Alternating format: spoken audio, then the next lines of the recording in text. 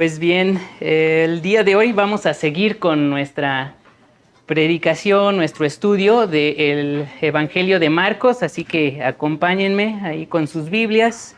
Nos encontramos en el capítulo 5, ya lo estamos terminando el día de hoy, así que estudiaremos los versículos que van del 35 al 43. Evangelio de Marcos, capítulo 5, versículos 35 al 43.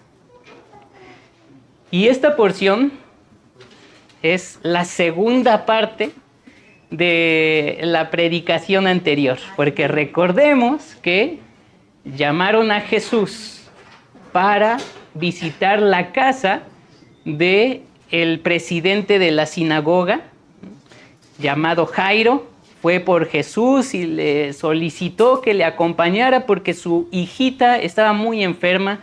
Jesús, sin dudarlo, acude con él, van de camino a su casa y en ese camino se encuentra con otra mujer que lo toca, apenas alcanza a tocar su manto y Jesús siente que libera poder, se voltea, pregunta quién fue y resulta que fue esta mujer que había estado luchando toda su vida, por lo menos 12 años de su vida, nos dice el texto, con una enfermedad de flujo de sangre constante.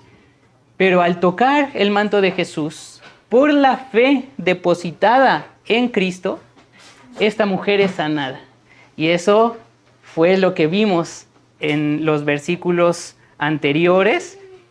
Y quedaba pendiente entonces qué era lo que iba a ocurrir con la hija de Jairo, este hombre que tenía una muy buena posición social, era el presidente de la sinagoga, tenía honor, tenía respeto, tenía admiración, era líder en su comunidad y había buscado seguramente como padre por todas las formas posibles tener salud para su hija. Sin embargo, no había encontrado cómo ayudarle y el último recurso que tenía era acudir a un predicador, a un milagrero, como se le acusaba a Jesús, alguien que dentro del sistema religioso del templo, los sacerdotes e incluso los rabinos, los fariseos y saduceos, tenían como un engañador. Entonces vemos ahí la desesperación de un padre que en su sistema religioso no ha encontrado la forma de darle salud a su pequeña hijita. Y entonces su último recurso es, bueno, este hombre dice que predica el reino de Dios. Quizá él me pueda ayudar. Deja su orgullo, deja su posición de poder, de autoridad, y va a solicitarle a este predicador de Nazaret que sane a su hija. Entonces, esto es lo que nos vamos a encontrar en estos versículos del Evangelio de Marcos 5, 35 al 43, y le voy a dar lectura al relato para que vayamos viendo la imagen, que lo podamos poner en nuestra mente, imaginemos la escena y posteriormente vamos a la enseñanza. Mientras Jesús aún estaba hablando, vienen de parte del presidente de la sinagoga y le dicen, tu hijita murió. ¿Para qué molestas más al maestro? Pero Jesús, escuchando lo que les decían, se dirige hacia el presidente de la sinagoga y le dice, no temas, solo cree. Y no permitió que nadie le siguiera, sino solamente Pedro, Jacobo y Juan, hermano de Jacobo. Y va a la casa del presidente de la sinagoga y observa un gran alboroto, llantos y lamentos. Y al entrar les dice, ¿por qué están conmocionados y llorando? La niña no murió, sino que duerme. Y se burlaban de él. Pero echando a todos fuera de la habitación, tomó al padre de la niña y a su madre y a los que estaban con él y entran a donde estaba la niña.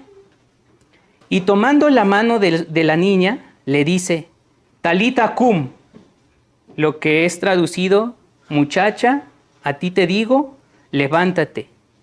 Y enseguida se levantó la muchacha y caminaba, pues tenía 12 años. Y quedaron atónitos con arrobamiento. Y les ordenó mucho que nadie conociera esto. Y les dijo, denle de comer. Dios Padre, te alabamos y te bendecimos en esta hora, agradeciéndote por la oportunidad que nos das de reunirnos en tu nombre para estudiar tu palabra. Señor, te agradecemos por tu evangelio que nos permite conocerte mejor. Te pedimos que en esta mañana podamos tener un corazón sensible, un corazón dispuesto a escuchar tu palabra y a ponerla por obra. Nos ponemos en tus manos y te pedimos por cada uno de los miembros de esta comunidad, por sus familias y también por aquellos que no pudieron acompañarnos el día de hoy y quienes se encuentran en sus casas. Bendícelos y guárdalos y que esta palabra, Señor, sea de bendición para cada uno de nosotros. En el nombre de Cristo Jesús y por tu Espíritu Santo. Amén. Jesús estaba sanando allí a una mujer que tenía flujo de sangre. Se efectuó el milagro, le dice al final del versículo 34, ve en paz y sé sana de este tormento. Y mientras él está hablando, llegan precisamente los mensajeros, o podríamos considerar quizá familiares de este archisinagogo, o como se traduce, presidente de la sinagoga, y le dicen, tu hijita murió. Así.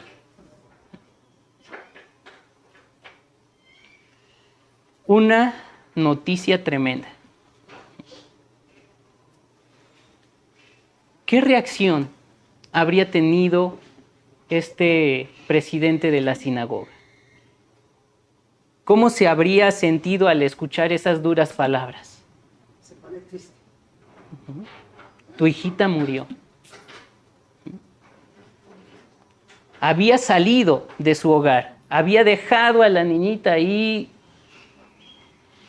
en su lecho de muerte, buscando la última oportunidad que tenía para sanarle. Y de regreso hacia su casa, con quien pensaba que ya tenía la solución, llegan y le dicen, tu hijita murió. ¿Cómo reaccionamos nosotros ante las malas noticias? Cuando escuchamos un diagnóstico terrible, tremendo, que atenta contra la vida de un familiar querido o de uno mismo. ¿Cómo reaccionamos ante esas noticias? ¿Cómo se habría sentido este padre de aquella pequeña?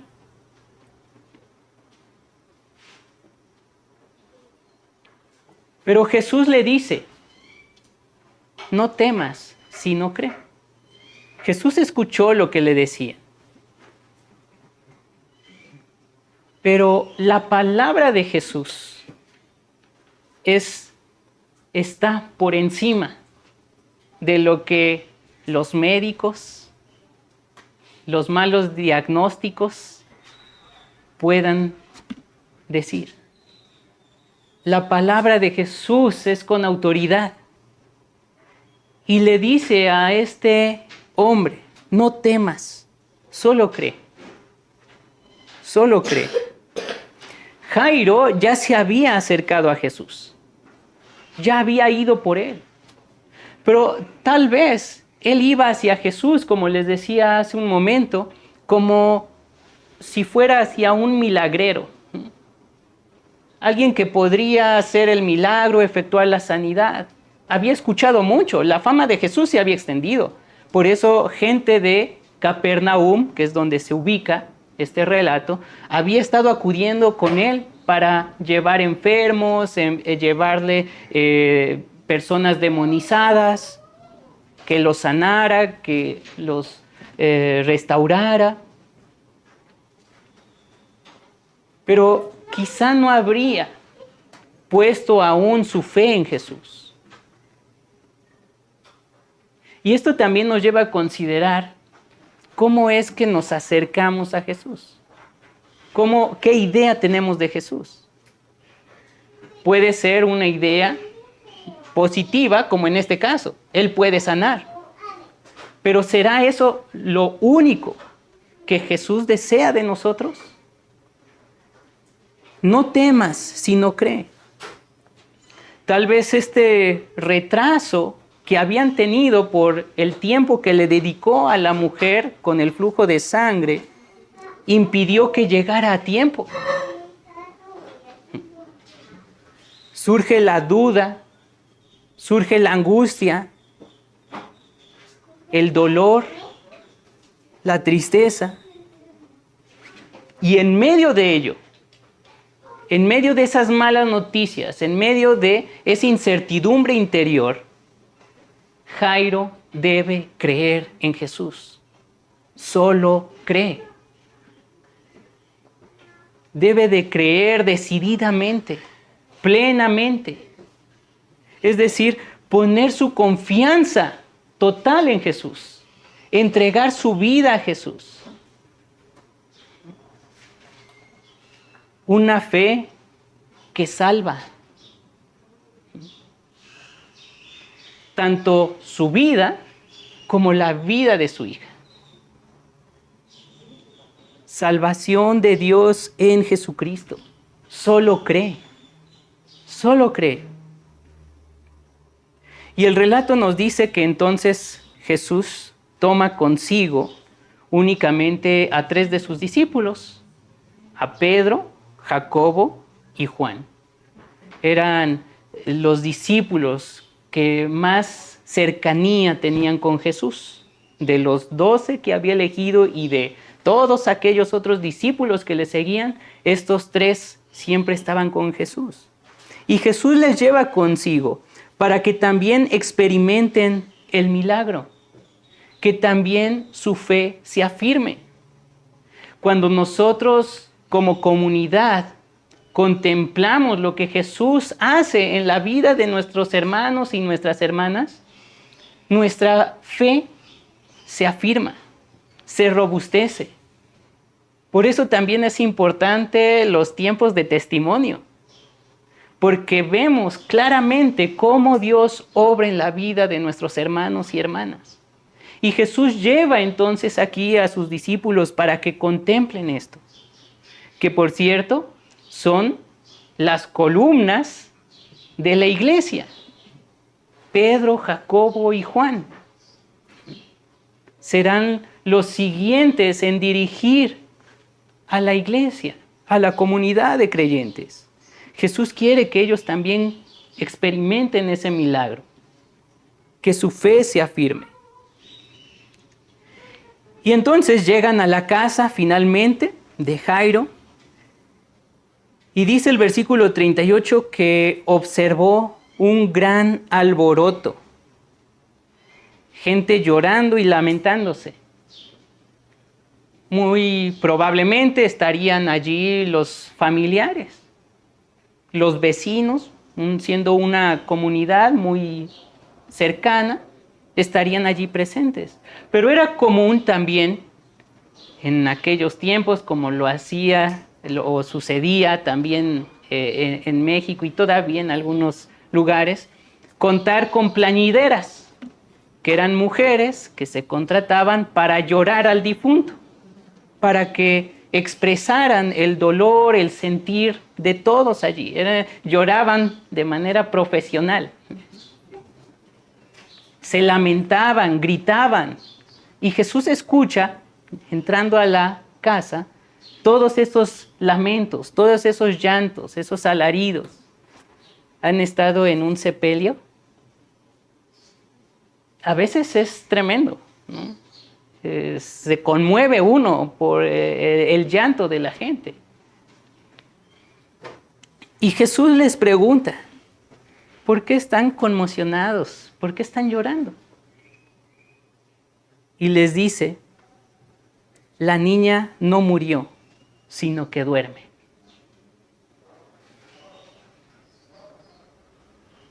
Ciertamente, todos allí sabían cuando una persona moría. Habían quizá estado presentes en el último aliento de la niña. Es evidente, no hay confusión. Yo tengo muy marcado los últimos momentos de mi padre. Estuve ahí en la casa junto con mi mamá, después de una larga enfermedad, una lucha contra el cáncer, medicamentos, cirugías, un periodo quizá de 6 meses muy agotador para todos, y estar presente allí en su último respiro. Es evidente, se sabe cuando una persona fallece. Pero Jesús les dice, no murió, sino que está dormida. Duerme. Y ese término es evocador, porque si una persona duerme, significa que ha de levantarse, ha de despertar. La muerte no es lo último. Hay esperanza en esas palabras de Jesús. Está dormida y la voy a levantar.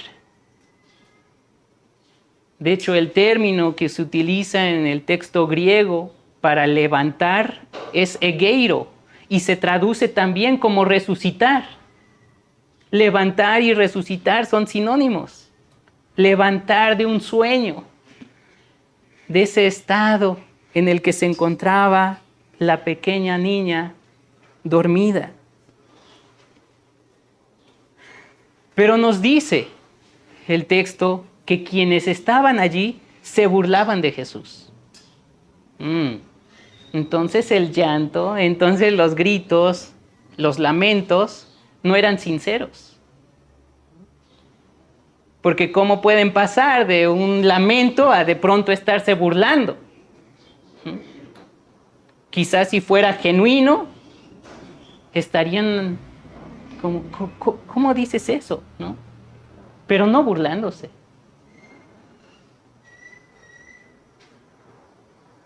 Se burlaban de Jesús. Rechazaban su palabra. Y lo que hace Jesús es que los saca a todos. Ustedes no tienen nada que hacer aquí, ni les importa la niña. Si les importara la niña, si les importara la familia, no se estarían burlando. Y los echa fuera, porque no creen en Jesús. Quienes no creen en Jesús no pueden ver el milagro. Quienes no creen en Jesús no pueden ver su obra. No le entienden. Por eso, aunque levante muertos, la gente no cree. No lo entienden, no lo pueden ver. Y Jesús lo saca entonces. Si no creen, no puedes ver el milagro. Si no crees, no puedes ver la obra de Dios. Y se queda solamente, dice, con el padre de la niña y su madre. Hasta aquí nos presenta el relato a la madre de la niña. No se había mencionado anteriormente. Quizá cuando Jairo acudió a Jesús, la madre estaba ahí con la niña, ¿no? Ve tú, yo me quedo aquí con ella. Las mamás que siempre quieren tener el cuidado de sus pequeñitos, podemos considerar a ella. Y pensemos todo lo que ella habría experimentado, ¿no?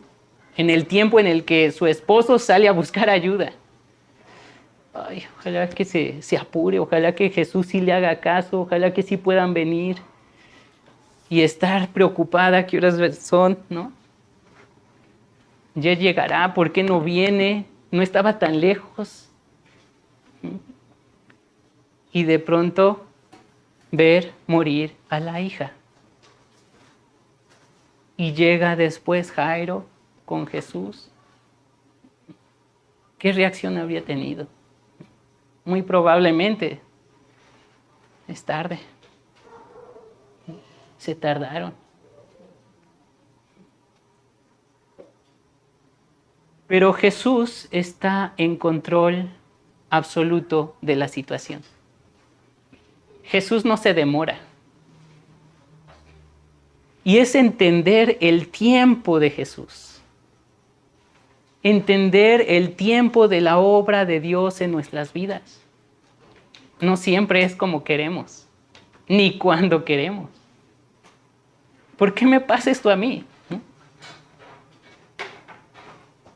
¿Por qué Dios no obra en este momento? No, Él obra. Él obra. Pero no cuando nosotros queremos o como queremos. Y Jesús entonces toma al padre y a la madre de la niña, pero también dice a los que estaban con él. ¿Quiénes estaban con él? Pedro, Jacobo y Juan. Ahora imaginemos esto. Está por un lado la niña, la hija. Está el padre y está la madre. Y están estos tres discípulos. La imagen que nos presenta eso es el de una familia. Estos discípulos no solamente están allí como testigos de lo que va a ser Jesús, sino están en ese ambiente de lo familiar. Es decir, los discípulos de Jesús se han convertido en hermanos de esta pequeña niña que ha fallecido. Y Jesús lleva entonces a una familia y les conduce al interior de la habitación donde se encontraba la niña. Nos presenta allí en esa intimidad de una casa lo que ha de ser la iglesia casa, la iglesia como familia de Dios. Un lugar ahí donde está la niña, que de acuerdo a la ley y a la religiosidad judía, se encontraba contaminada. ¿Por qué? Porque todo lugar donde estuviera un cadáver se volvía impuro. Y tenemos nuevamente aquí esa noción de pureza e impureza. Era parte de la perspectiva judía, de la realidad, de entender el mundo. Ese lugar se había convertido en un lugar impuro. Se había contaminado. Pero Jesús introduce allí al Padre, a la Madre y a sus discípulos. Y Él mismo se acerca a la niña. Con ello nos muestra que la comunidad de Jesús supera nuevamente ese sistema de pureza e impureza. Eso ha quedado atrás. Con la comunidad, con la comunión familiar. Ese sistema es superado.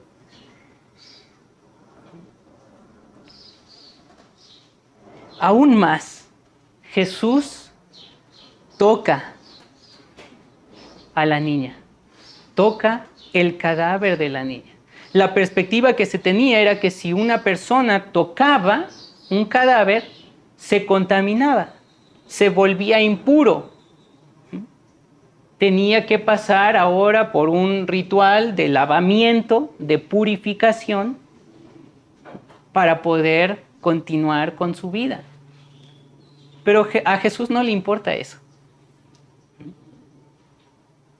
Desde la perspectiva de Jesús no hay esa distinción de pureza e impureza. Él ve la necesidad de las personas. Y esto debe de cambiar también nuestra manera en la que entendemos a la gente y la vemos.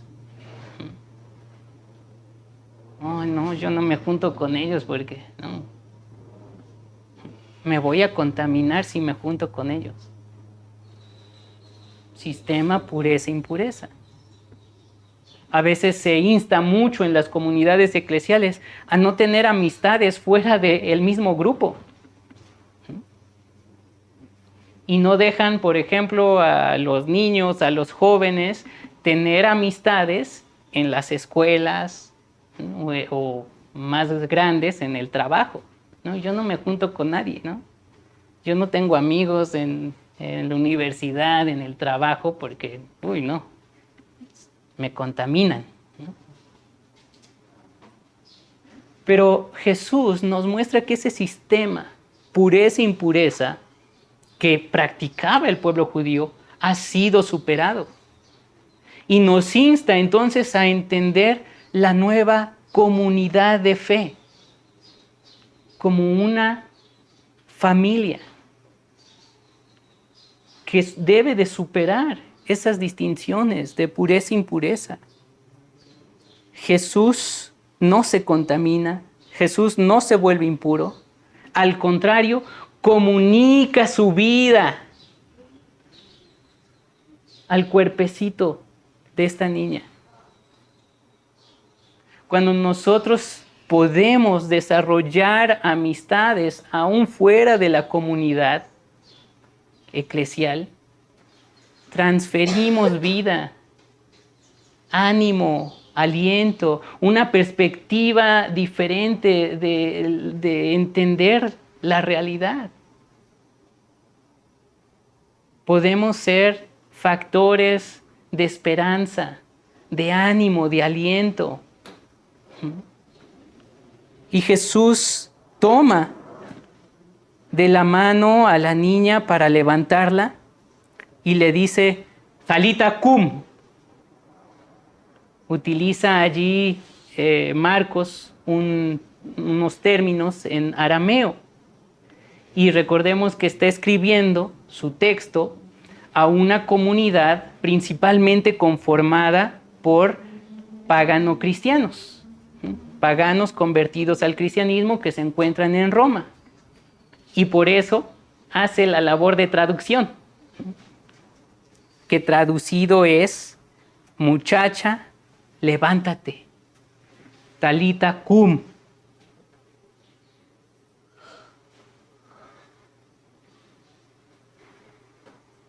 Y dice, enseguida se levantó la muchacha y caminaba, pues tenía 12 años. Aquí nos dice la edad de esta niña.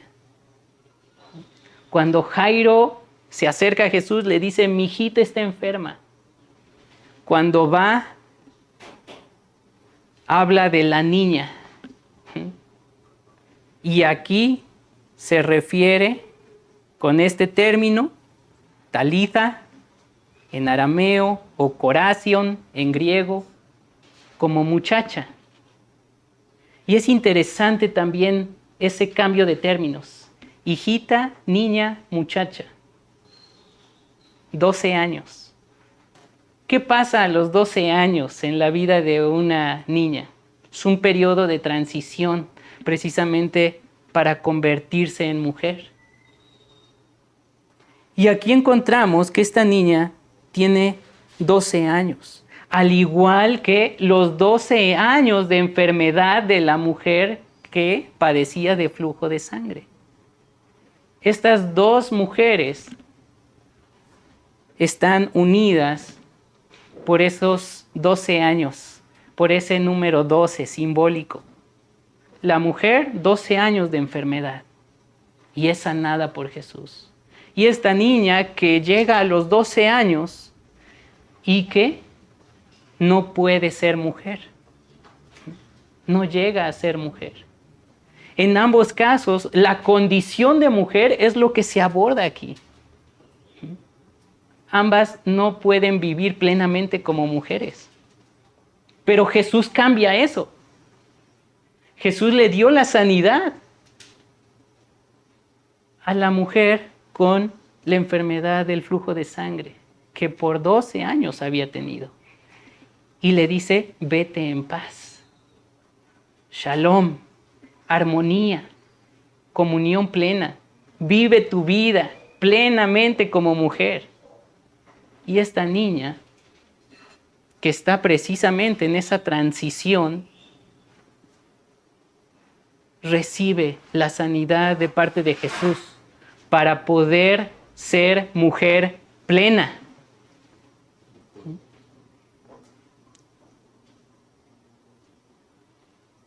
Les concede Jesús a ambas salud y vida. Estas dos mujeres pueden ser plenas, vivir su plenitud de mujer. En ese sentido, recordemos que está en el ámbito de lo familiar. Papá, mamá, hermanos.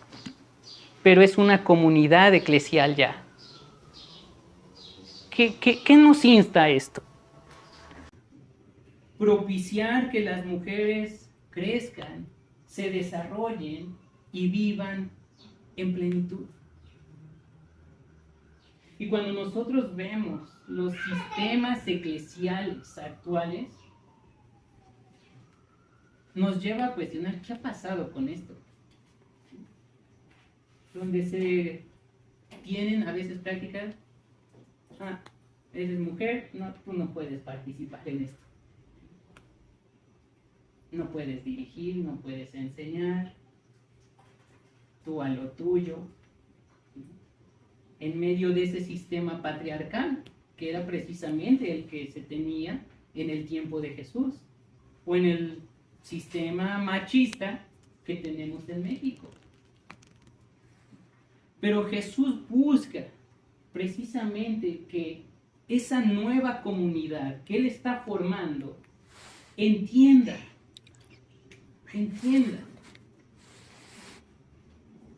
que hay espacio para que la mujer se desarrolle plenamente allí.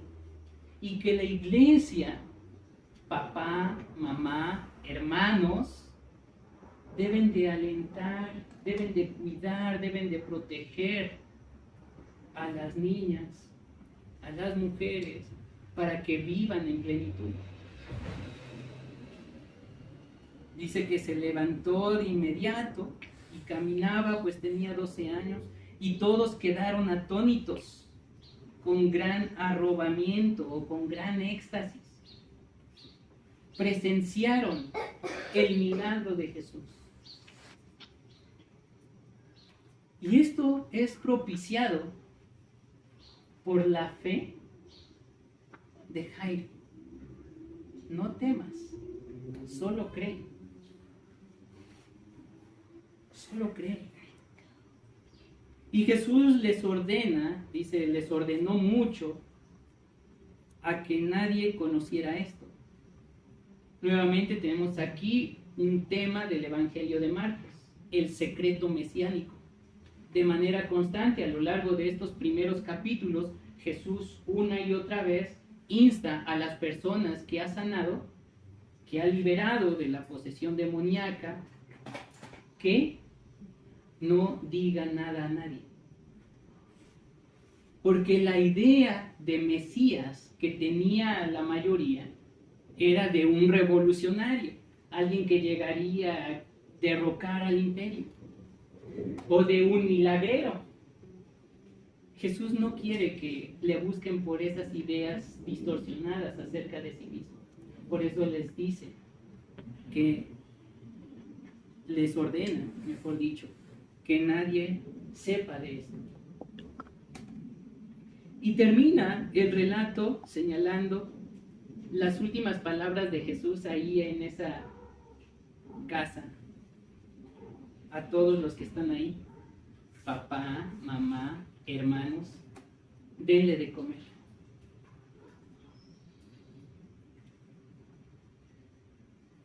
Nuevamente, con estas palabras vemos la relación entre sanidad y salvación. salvación, sanidad. La obra de Jesucristo es integral. No solamente busca la salvación espiritual de las personas, sino de todo nuestro ser. Ha hecho el milagro de levantar de entre la muerte a esta niña mujer. Y les insta a quienes están allí, nuevamente, una familia, una comunidad eclesial, a que le dé de comer. La iglesia ha de velar por la integridad de la gente. A veces estas campañas evangelísticas, que suele haber muchas, se conforman con, ya levantaron la mano, ya pasaron al altar, hicieron la oración del pecador, listo, terminamos nuestro trabajo. ¿Es eso el Evangelio de Jesucristo, conforme lo que hemos visto en su palabra? Jesucristo cuida de las personas, vela por ellas, por todas sus necesidades. Denle de comer, obra integralmente, denle de comer.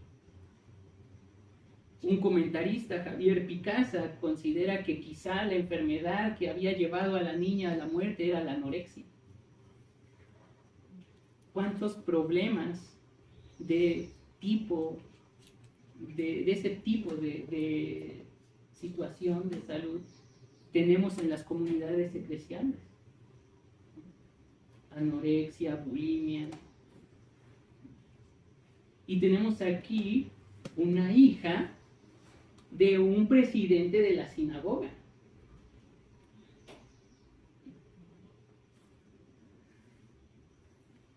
Problemas de salud, en este caso, si fuera así, anorexia, relacionados con un problema psicológico, una dificultad en entender la realidad, una distorsión de la realidad. No obstante, Jesús la sana. Y aquí también encontramos una distinción clara entre lo que a veces llega a confundirse en ciertas iglesias. La cuestión de los problemas demoníacos y los problemas de salud. Muchas iglesias tienen la idea de que todo es obra del demonio. Pero vemos bien claro en los evangelios y en este de Marcos que hemos estado estudiando, que hay problemas efectivamente originados por demonios. Y Jesús expulsa y libera a las personas de esa opresión. Pero las personas que están enfermas les da la sanidad. Y tenemos que ser también sabios para distinguir y no ver demonios por todos lados. Este era un problema de salud que tenía la niña. Y en ese sentido también la iglesia debe de velar por la integridad psicológica, anímica de sus miembros. Sobre todo en ese periodo de transición.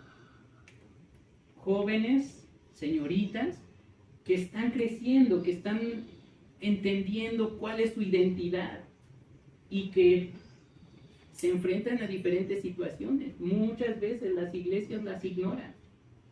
Pero Jesús le dice a esta comunidad, denle de comer. A esta niña, denle de comer. Un cuidado integral.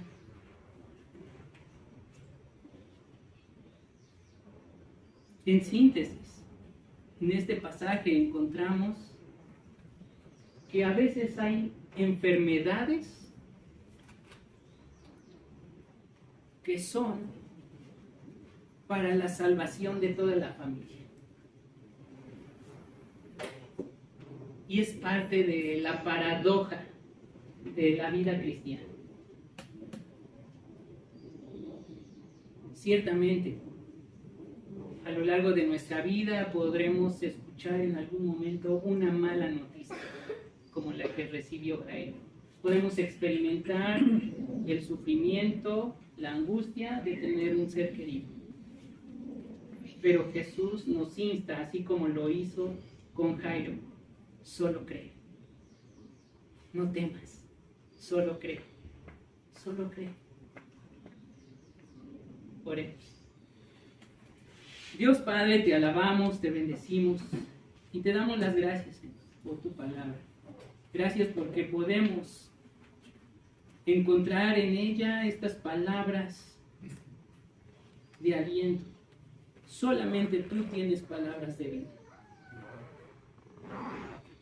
Y te agradecemos porque aún en medio de nuestras circunstancias de enfermedad, de angustia, de desesperación, tú estás con nosotros. Tú no llegas tarde. Todo está en tus manos. Y Señor, en ti nos ponemos, nos encomendamos a tu soberanía, sabiendo que tú te interesas por todo nuestro ser. No solamente por el alma, el espíritu, sino por nuestra vida pensante, nuestras inquietudes, nuestro ánimo, nuestro cuerpo. Te alabamos y te bendecimos, Señor, porque estamos en tus manos. Y te pedimos que cada uno de nosotros podamos tener siempre presente esas palabras que tú le diste a Jairo. No temas, solo cree. Y que como comunidad podamos, Señor, obrar de la misma manera con nuestros hermanos y hermanas que te necesitan. Velar por su integridad. En una sociedad que se lamenta, que tiene distorsiones incluso de lo que es ser hombre, ser mujer, que podamos ofrecer un espacio propicio para el desarrollo de nuestras niñas, jóvenes, mujeres, que puedan vivir su ser mujer en plenitud. En el nombre de Jesucristo y por tu Espíritu Santo. Amén.